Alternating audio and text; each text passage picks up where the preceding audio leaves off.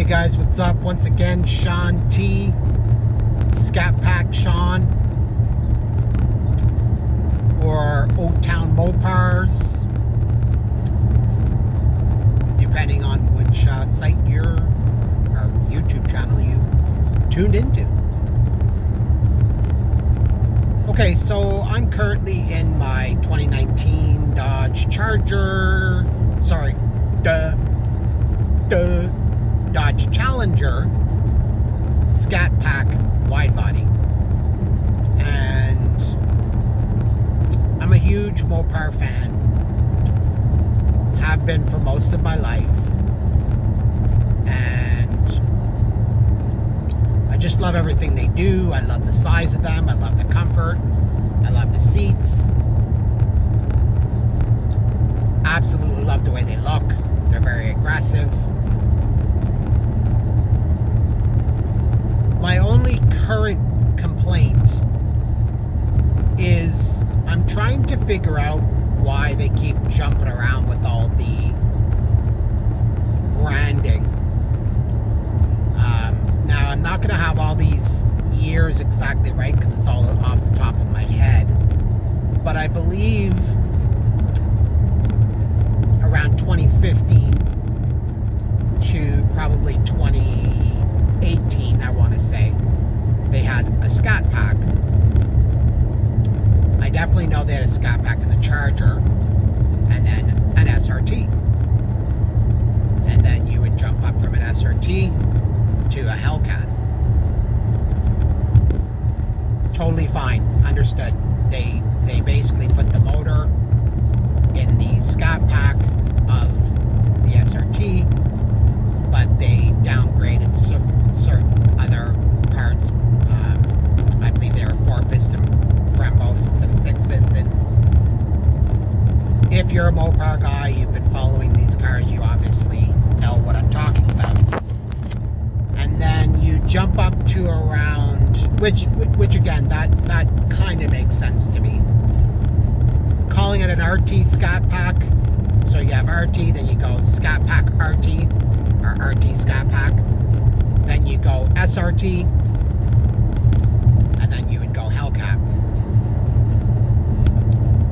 Then around 18, 19, I believe, because maybe even 20, again, don't quote me, but I know right now the current builds, definitely here in Canada, when you're building a Challenger, I'll say a Challenger this time because that's what I was looking at, and I believe the Charger as well, it goes Scat Pack right to a Hellcat.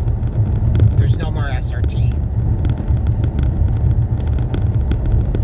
Which again, that's fine.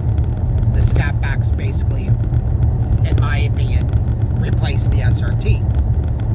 And the Scat Pack, at least mine, the 2019, and I know, I mean, there's not very many built from 2020, but the 2021s, I assume, that are out there, and they've got the 6-piston Brembos, they've got the adaptive dampening and all that good stuff. So it is an SRT. When you start your car, it flashes SRT across your dash, but it says RT on the front. And then you get hate because I haven't done it. I still have RT on my car because that's what it is, or that's what it says it is. I see that guys change that emblem and put SRT, and you know, I mean, it's got all the goodies of the SRT, which the Scat Pack normally didn't, and now it does. Mine's a wide body, but that doesn't change really any of the actual mechanical performance. Scat Pack's a Scat Pack. So again, don't quote me because I know everybody blah blah blah blah blah blah. Oh, you're wrong. I'm just going off the top of my head. I didn't do, sit in just my own knowledge, but I believe around 19 to 20 is when they did this transition, and I definitely know for 2021, it's fact in Canada when you're building, you go Scat Pack, Hellcat, and I believe red eye as well. I think it might even go Scat Pack red eye now for 2021, or Scat Pack Hellcat red eye. Yeah, but the packages are just all over the place. And as a Dodge lover, you know, I'm trying to understand. Then my old 2017 Dodge Charger Daytona, which I absolutely loved, definitely one of my favorite cars.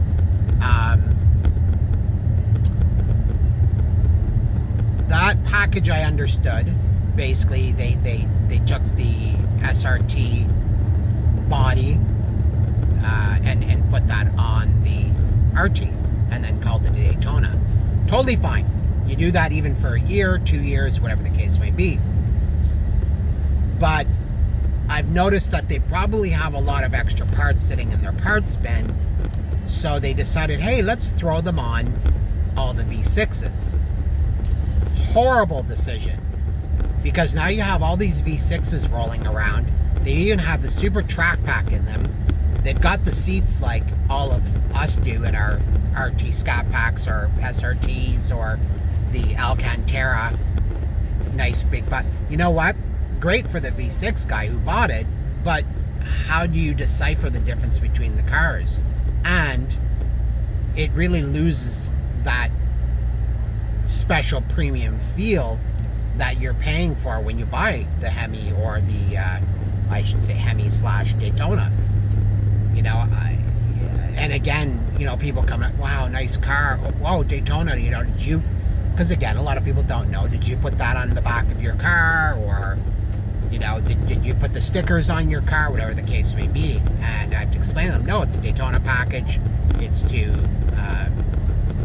honor the past Daytona packs that they had back in the day, etc., etc. Then they build the Charger Widebody Hellcat Daytona. And I'm like, wow, guys, like, you know, so really those cars are all pretty much already beyond what a Daytona would ever be, except now you've got a sticker on the back, the roof, and your hood, I think. I'm not sure about the hood. Again, I'm not sure about the hood on the Hellcat Daytona pack. Now again, I believe they did a limited run. I don't know the exact number in America and the US. I think it's 100 in Canada or something. Very limited run on the Daytona, which again, I get. It will help with its value because it's going to be more rare than just a normal wide body Hellcat. And this is in the Charger I'm talking about. And then you go Challenger and you go TA, which is basically the equivalent to the Daytona pack, but in a Challenger. So again, the only gripe I have here is they need to really button it down. I would actually say right now they're close because of just Scat Pack Hellcat. I get that. But I believe a Scat Pack should be called an SRT. You know, whether you want to call it SRT Scat Pack, which, you know, that's fine as well. But calling it an RT, putting RT emblems on it, as well as Scat Pack badges, and then on top of that, having SRT in a few specific spots on the car, makes it more confusing for the owner and confusing for the people looking at the car, because again, really, you know, non-car people, they tend to look at your car and go, oh, it's not a Hellcat?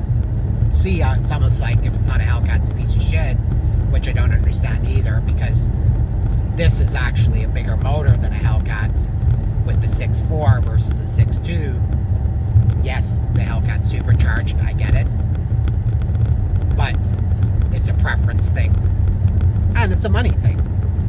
You know, this car in Canada was $68,000. I believe the Hellcats were around $90,000 at the time that I bought this, and I didn't want to spend $90,000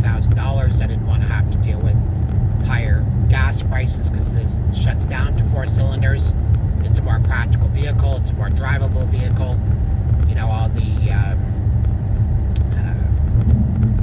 editors, the car editors, reviewers, whatever you want to call them, they all say that the Scat Pack is one of the better options because it is basically a Hellcat with a naturally aspirated motor, so it's more controllable.